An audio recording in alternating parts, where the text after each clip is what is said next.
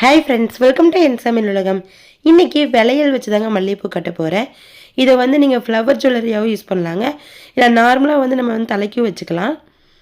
கொஞ்சம் பட்டையான விலையில் எடுத்துக்கோங்க. மெலிசாக இருந்துச்சுன்னா 2 விலையில் சேர்த்து கூட ஜாயின் பண்ணிக்கிங்க. விலையில் ஒரு சைடு வந்து இந்த மாதிரி நூலை உள்ளே விட்டு ஒரு 2-3 முடிச்சு டைட்டாக போட்டுக்குங்க.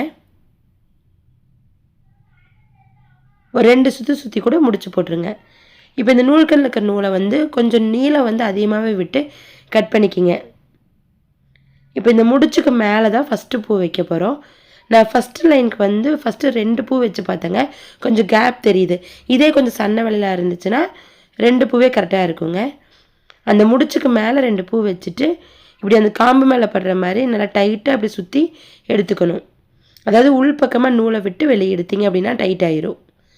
ஒரு விரல் இப்படி பின்னாடி அந்த முடிச்சை பிடிச்சிட்டு தான் இன்னொரு கையை எடுக்கணும்.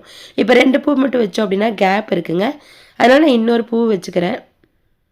அதே போலவே இப்படி ஒரு சுற்றி விலையிலோட உள் பக்கத்துலேருந்து இப்படி நூலை இழுத்துருங்க. நல்லா டைட் பண்ணிக்கிங்க. அதுக்கு அடுத்தது அடுத்த லைனுக்கு வைக்கலாம்.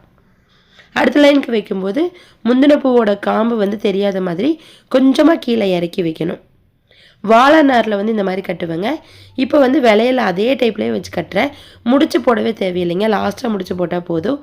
ஒவ்வொரு லைனுக்கும் பூ வச்சு சுற்றிக்கிட்டே வரணும். நல்லா டைட்டாக சுற்றி ஒரு விரலை பின்னாடி பக்கம் பிடிச்சிக்குங்க. லூஸ் விட்டிங்க அப்படின்னா கொஞ்சம் உதிர்ந்து போயிடும். இப்போ 3rd லைன் அதே மாதிரி கொஞ்சமாக கீழே இறக்கி வச்சு ஒரு சுற்றிக்கிறேன். நடுவுலேருந்து இப்படி இழுத்துட்டு நல்லா டைட் பண்ணிக்கிங்க. இதே போல் தாங்க நல்லா நெருக்கமாக வச்சு சுற்றிட்டே வரணும். இடையில கலர் வேணுன்னா கூட நீங்கள் கலர் யூஸ் பண்ணிக்கலாம். நான் இன்றைக்கி வந்து ஒயிட் மட்டும் தாங்க வச்சு கோர்த்துருக்கேன். லாஸ்ட்டாக உங்களுக்கு கேப்பே இல்லாத மாதிரி அழகாக வந்து ரெடி பண்ணிக்கிங்க. இல்லை உங்களுக்கு அந்த கொண்டை சுற்றி வைக்கிறீங்க, கீழ்ப்பக்கம் வந்து விலையில் தேவையில்லை, உங்களுக்கு அந்த இடத்துல பூ தேவையில்லை அப்படின்னா நீங்கள் பாதிக்கு மட்டும் கூட இதே மாதிரி கட்டிக்கலாங்க. இப்போ லாஸ்ட்டாக ஒரு 3 பூ வச்சுட்டு நல்லா ஒரு 2 சுற்று வந்து டைட்டாக சுற்றி எடுத்துக்கிறேன்.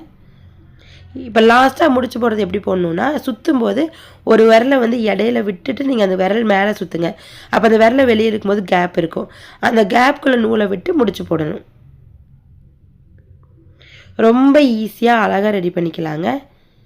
இப்போ இந்த வெயில் டைமுக்கு கொஞ்சம் பூவில் வந்து பார்த்திங்கன்னா நிறைய இந்த தொல்லை வருதுங்க. அதனால் சாரி ஃப்ரெண்ட்ஸ், டிஸ்டர்பாக இருந்துச்சுன்னா. கொஞ்சம் டிஃப்ரெண்ட்டாக இருக்கும், ட்ரை பண்ணி பாருங்கள் ஃப்ரெண்ட்ஸ். இந்த மாதிரி இந்த வீடியோ உங்களுக்கு பிடிச்சிருந்துச்சுன்னா லைக் ஷேர் பண்ணிவிட்டு நம்ம சேனலில் சப்ஸ்கிரைப் பண்ணிக்கிங்க. தேங்க்யூ.